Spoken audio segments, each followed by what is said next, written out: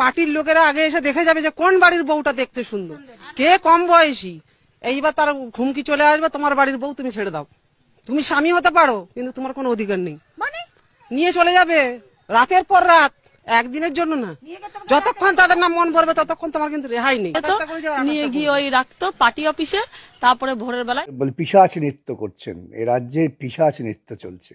এবারে মধ্যযুগীয় জমিদারদের যে চরিত্র ছিল, তৃণমূল দলে সেটাই চরিত্র। ওরা পুরনো যারা জমির মালিক, জমির রাঘব বোয়াল, যাদের জমি বামফ্রন্ট আমলে উদ্বৃত্ত জমি কেড়ে নিয়ে গরিব মানুষের মধ্যে বিলিয়ে দেওয়া হয়েছিল, তারা আবার মাথা তুলে আসছে তৃণমূলের নেতাদের হাত ধরে। এবং তৃণমূলের কৃষ্টি মহিলার যে কথা বলেছেন ভয়াবহ, বিভীষিকাময়। 21 শতাব্দীতে কলকাতার থেকে কয়েক মাইল দূরে সেখানে এই ঘটনা ঘটে এবং সেই ঘটনা মানুষ বাধ্য হয়ে আজকে প্রত্যক্ষ বলতে বাধ্য হচ্ছেন। আরও তো ভয়াবহ ঘটনা আমরা দেখলাম, যারা বিচারাধীন বন্দী রয়েছেন জেলে, তারা অন্তঃসত্ত্বা হয়ে পড়ছেন। কোথায় আমরা আছি, কোথায় মমতা নিয়ে যাচ্ছে পশ্চিমবঙ্গকে। এখন মহিলাদের সময় এসছে রুখে দাঁড়াবার, নিজেদের মান সম্মান, আত্মসম্মান, নিজেদের কি বলে স্বাধীনতাবোধ, এই সমস্ত রক্ষা করার জন্য ওই লাঠি হাতে নামতে হবে। পুলিশও যারা এই দুর্নীতিবাজদের হয়ে রক্ষকের ভূমিকা নিয়েছিলেন, তাদেরও অনেক জটিল সমস্যার মুখোমুখি হতে হবে, কেউ রেহাই পাবে না। কেন মহিলারা বুঝে গেছেন ডান্ডা হাতে না বেরোলে ওই সমস্ত দুর্বৃত্তদের ঠান্ডা করা যাবে না। শেখ শাহজাহান তো এখনো অধরা, কিন্তু আরাবুল ইসলাম গ্রেপ্তার হলেন। আরাবুলকে তো সুরক্ষা দেওয়া হলো এই জন্যে ওরা আন্দাজ করলেন পঞ্চায়েত নির্বাচনের সময় ওরা যেখানে যা গুন্ডামি করেছে, যেভাবে পঞ্চায়েতে ভোট লুট করেছে, মানুষ যা বিক্ষুব্ধ। আমি তো পঞ্চায়েতের পর ভাঙড়ে গিয়েছিলাম, সেখানকার মহিলারা তখনই বলেছিলেন যে আপনি আমাদের সঙ্গে দাঁড়িয়ে থাকুন, আমরা এই গুন্ডাদের মেরে বার করে দেবো এলাকা থেকে। এই ভয়টা পুলিশ পেয়ে গেছে। মানুষ অর্থাৎ তৃণমূলকে নিয়ে এবং তৃণমূলের এই গুন্ডাদের নিয়ে বিরক্ত মানে মানুষের সহ্যের সীমা অতিক্রম করে গেছে। পুলিশ নিজে বাঁচবার জন্য, পিঠ বাঁচাবার জন্য এবং আরাবুলকে বাঁচাবার জন্য গ্রেপ্তার করেছে। এবং ওখানে ওই শওকত মোল্লা আরও কারা আছেন, যারা সব কুখ্যাত গুন্ডা, মমতার একদম দক্ষিণস্থ, তাদের ভেতরের অন্তর্দ্বন্দ্বের ফলে আরাবুল আজকে ভেতরে আছেন। এই শওকত মোল্লা, তারপর এমএলএটাকে নাম কি জানো, একটা গুন্ডা ওখানকার, আমি গুন্ডা বলছিলাম, মমতাই বলেছিল। এদের গ্রেপ্তার না করলে পরে ভাঙড়ে শান্তি ফিরবে না। ভাঙড়টা হয়ে গেছে তৃণমূলের গুন্ডাদের দৌরাত্মের জায়গা।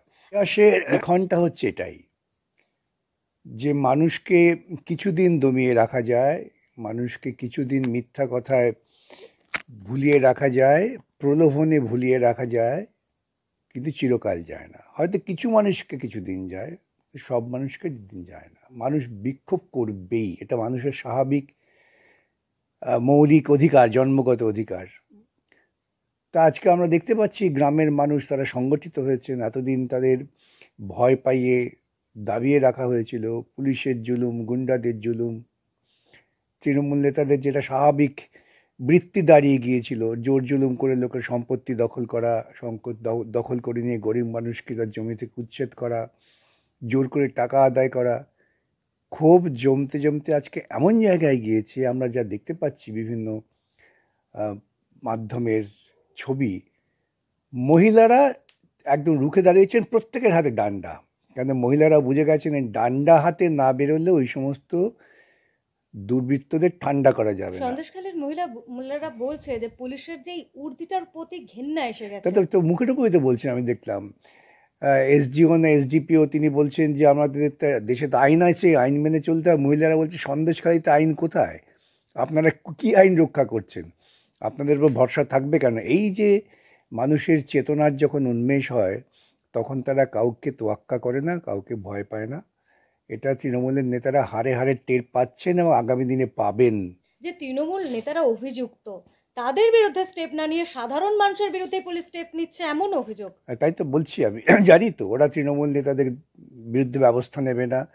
যারা বিক্ষোভ করছেন তাদের বিরুদ্ধে ব্যবস্থা নেবে, দু একজনকে নিয়ে আটকে রাখবে, ভয় দেখাবে, বলবে তোমার বাড়ি রেখে নিয়ে এসো, তাকে নিয়ে এসো। এগুলো আমরা দেখে দেখে অভ্যস্ত। কিন্তু বাড়ির পুরুষদের, হ্যাঁ, সন্দেশখালীর মহিলারা যে লড়াই করছেন, যদি তাদের বিরুদ্ধে কোনো বেআইনি জুলুম বা অত্যাচার হয়, তাহলে আমি বলতে বাধ্য হচ্ছি এই রাজ্যের জাগ্রত চেতনা কিন্তু আর সহ্য করবে না। তাদের সহ্যের সীমা অতিক্রম করে গেছে। মহিলারা তো কখনোই সুরক্ষিত নয়, এ নিয়ে তো কোনো সন্দেহ নেই। মমতা, তিনি নিজেকে গুন্ডার নেত্রী বলে দাবি করেছেন। তিনি ক্ষমতায় আসার আগে থেকে ক্ষমতা পরিচালনা পর্যন্ত গুন্ডামিকে প্রশ্রয় দিয়েছেন। এই গুন্ডামির বাইরে কিছু করেননি। আর এই গুন্ডাদের তিনি যারা লালন পালন করেছেন যে তারা দুর্নীতিকর, প্রশাসনিক দুর্নীতি সর্বক্ষেত্রে, এমন একটা ক্ষেত্র নেই যেখানে ওরা দুর্নীতি করেনি। সুতরাং উনি মহিলা কি মহিলা বড় কথা না, আসল কথা হচ্ছে উনি হচ্ছেন ক্ষয়িষ্ণু পুঁজিবাদী চিন্তাধারার একজন প্রতিভু, যিনি জোর গলায় বলতে পারেন শ্রমিকদের ধর্মঘট করতে দেবো না, শ্রমিকদের আন্দোলনে আক্রমণ করতে পারেন, যিনি জমি যারা দালাল তাদের পক্ষে সওয়াল করতে পারেন, যিনি একটা কারখানাকে, প্রায় চালু হওয়া কারখানাকে তুলে উপড়ে ফেলে দেওয়ার পরিকল্পনা করতে পারেন। এইরকম ধ্বংসাত্মক কোনো একজন ব্যক্তি রাজনীতির আড়ালে পশ্চিমবঙ্গ ইতিপূর্বে দেখেনি, ভবিষ্যতেও দেখবে না। কিন্তু এই মাঝখানে পশ্চিমবঙ্গে যা ক্ষতি হয়ে গেল, সে ক্ষতিপূরণ দিতে পশ্চিমবঙ্গের মানুষকে অনেক ভুগতে হবে। প্রসঙ্গত বলি, যারা ভাবছেন যে লক্ষ্মীর ভাণ্ডার 1000 থেকে 1500, আবার SC STদের জন্য 1000 থেকে 1200, ভুলে যাবেন না আপনার মাথায় 63,000 টাকা ঋণ আপনাকে দিচ্ছে 150, কিন্তু আপনার ঘাড়ে চাপিয়ে দিচ্ছে 63,000 মাথা পিছু। বঙ্গবাসীর মাথা পিছু ঋণ হচ্ছে 63,000 টাকা। উনি ঋণে আবদ্ধ করে ফেলেছেন এবং এই ঋণ নিয়ে মদের দোকান চালু করে গোটা যুব সমাজকে মদে মত্ত রেখে তিনি একেবারে পিশাচ নৃত্য করছেন। এ রাজ্যে পিশাচ নৃত্য চলছে। আচ্ছা, রাজ্য জুড়ে যে চিত্র আমরা দেখছি, সন্দেশখালীতেও প্রতিরোধের চিত্র, এবং পঞ্চায়েত নির্বাচনেও আমরা দেখেছিলাম যে প্রতিরোধ, সাধারণ মানুষ রাস্তায় নেমে প্রতিরোধ করছে।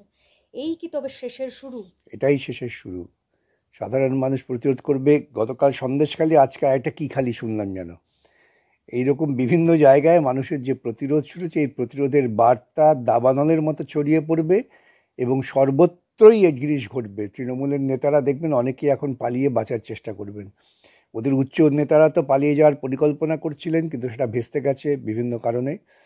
সুতরাং ওদের রাস্তা হচ্ছে পালিয়ে যাওয়া। আমি বারবার বলছি, একটা কথা বারবার বলতে হয়, তৃণমূলের সর্বোচ্চ নেতৃত্ব তারা টিকে আছে এইরকম দুর্নীতিবাজ গুন্ডা, ওদের যারা কর্মী বিভিন্ন জায়গায় আছেন তাদের জন্যেই টিকে আছে। সুতরাং তাদের বিরুদ্ধে কথা বলার মতো সাহস ওদের আছে আর কি।